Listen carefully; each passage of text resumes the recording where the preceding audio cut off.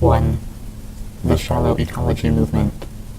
Fight against pollution and resource depletion. Central objective, the health and affluence of people in the developed countries. 2.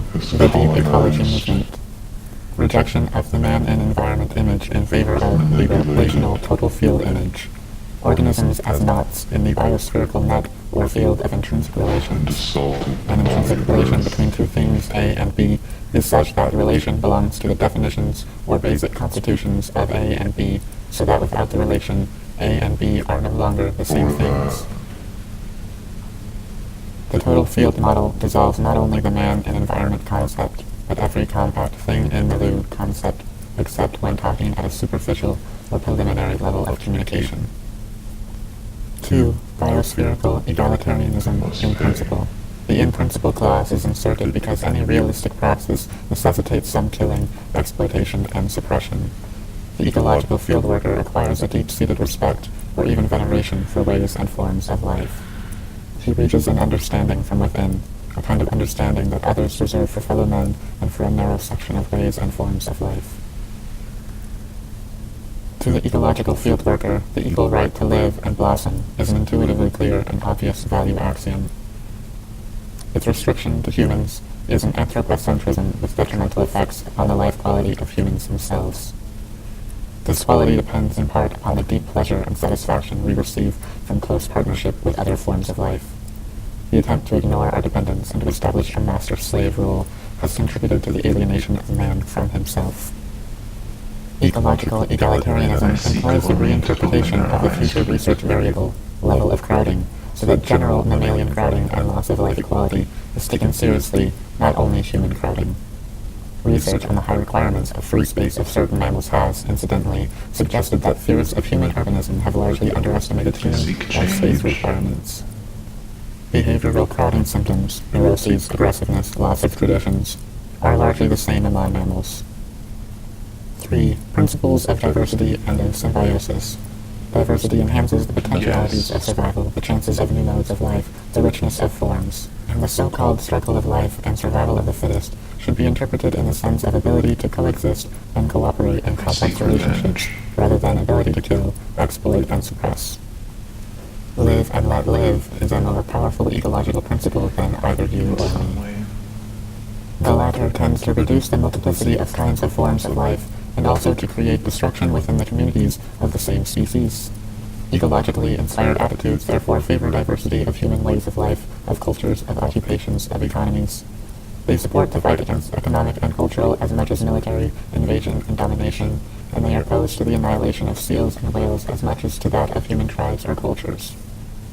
4. Anti-class posture. Diversity of human ways of life is in part due to, intended or unintended, exploitation and suppression on the part of certain groups.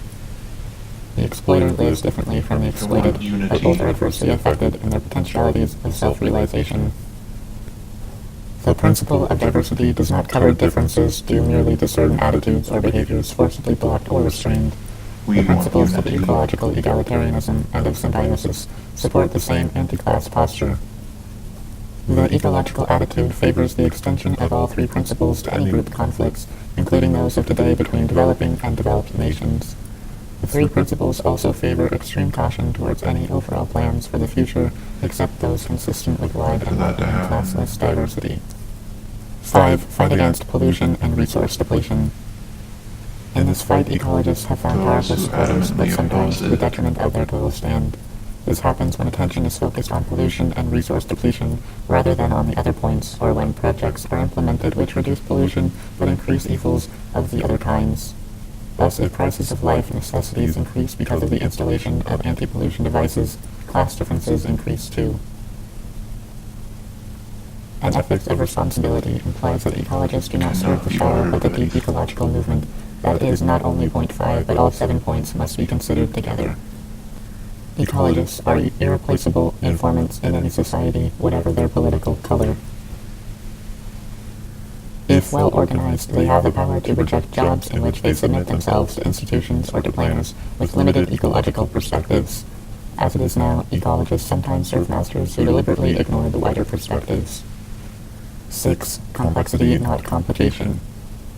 The theory of ecosystems contains an important distinction between what is complicated without any gestalt or unifying principles. We may think of finding our way through a chaotic city and what is complex.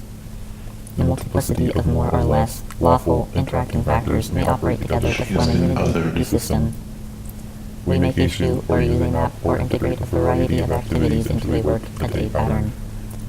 Organisms, ways of life, and interactions in the biosphere in general exhibit complexity of such an astoundingly high level as to color the general outlook of ecologists. Such complexity makes thinking in terms of vast systems inevitable. It also makes for a keen, steady perception of the profound human ignorance of unspherical relationships, and therefore of the effect of disturbances. Applied to humans, complexity not complication principle favors division of labor, not fragmentation of labor. It favors integrated actions in which the whole person is active, not mere reactions. It favors complex economies and integrated variety of means of living. Combinations of industrial and agricultural activity, of intellectual and manual work, of specialized and non-specialized occupations, of urban and non-urban activity, of work in city and recreation in nature, with recreation in city and work in nature. It favors soft technique and soft future research, less prognosis, more clarification of possibilities, more sensitivity towards continuity and live traditions, and, most importantly, towards our state of ignorance. The implementation of ecologically responsible policies requires in this century an exponential growth of technical skill and invention, but in new directions which today are not consistently and liberally supported by the research policy organs of our nation-states. 7. Local autonomy and decentralization. The vulnerability of a form of life is roughly proportional to the weight of influences from afar, from outside the local region in which that form has obtained an ecological equilibrium. This lends support to our efforts to strengthen local self-government and material and mental self-sufficiency, but these efforts presuppose an impetus towards decentralization. Pollution problems, including those of thermal pollution and recirculation of materials, also lead us in this direction because increased local autonomy, if we are able to keep other factors constant, reduces energy consumption. Compare an approximately self-sufficient locality with one requiring the importation of foodstuff, materials for house construction, fuel, and skilled labor from other continents. The former may use only 5% of the energy used by the latter.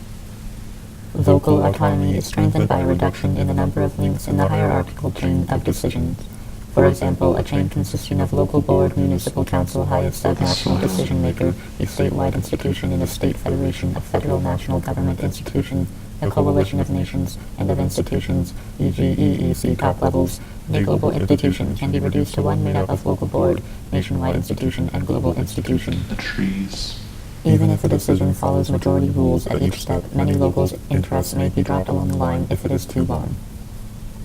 Summing up, then, it should first of all be borne in mind that the norms and tendencies of the deep ecology movement are not derived from ecology by logical induction. Ecological knowledge and the lifestyle of the ecological fieldworker have suggested, inspired, and fortified the perspectives of the deep ecology movement. Ecological knowledge and the lifestyle of the ecological fieldworker have suggested, inspired, and fortified the perspectives of the deep ecology movement. Many of the formulations in the above 7-point survey are rather vague generalizations, only tenable if made more precise in certain directions. But all over the world, the inspiration from ecology has shown remarkable convergencies. The survey does not pretend to be more than one of the possible condensed codifications of these convergencies. Secondly, it should be fully appreciated that the significant tenets of the deep ecology movement are clearly and forcefully normative. They express a value priority system only in part based on results or lack of results, see point 6, of scientific research. Today, ecologists try to influence policymaking bodies largely through threats, through predictions concerning pollutants and resource depletion, knowing that policymakers accept at least certain minimum norms concerning health and just distribution. But it is clear that there is a vast number of people in all countries, and even a considerable number of people in power, who accept as valid the wider norms and values characteristic of the deep ecology movement. In some way. There are political potentials in this movement which should not be overlooked and which have little to do with pollution and resource depletion. In many ways. In plotting possible futures, the norms should be freely used and elaborated. Thirdly, insofar as ecology movements deserve our attention, they are eco-philosophical rather than ecological. Ecology is a limited science which makes use of scientific methods. Philosophy is the most general form of debate on fundamentals, descriptive as well as prescriptive, and political philosophy is one of its subsections. By an ecosophy, I mean a philosophy of ecological harmony or equilibrium. A philosophy as a kind of Sophia wisdom is openly normative. It contains both norms, rules, postulates, value priority announcements, and hypotheses concerning the state of affairs in our universe. Wisdom is policy, wisdom, prescription, not only scientific description and prediction. The details of an ecosophy will show many variations due to significant differences concerning not only facts of pollution, resources, population, etc., but also value priorities. Today, however, the 7 points listed provide one unified framework for ecosophical systems. In general system theory, systems are mostly conceived in terms of causally or functionally interacting or interrelated items. An ecosophy, however, is more like a system of the kind constructed by Aristotle or Spinoza. It is expressed verbally as a set of sentences with a variety of functions, descriptive and prescriptive. The basic relation is that between subsets of premises and subsets of conclusions, that is, the relation of derivability. The relevant notions of derivability may be classed according to rigor, with logical and mathematical deductions topping the list, but also according to how much is implicitly taken for granted. An exposition of an ecosophy must necessarily be only moderately precise, considering the vast scope of relevant ecological and normative, social, political, ethical material.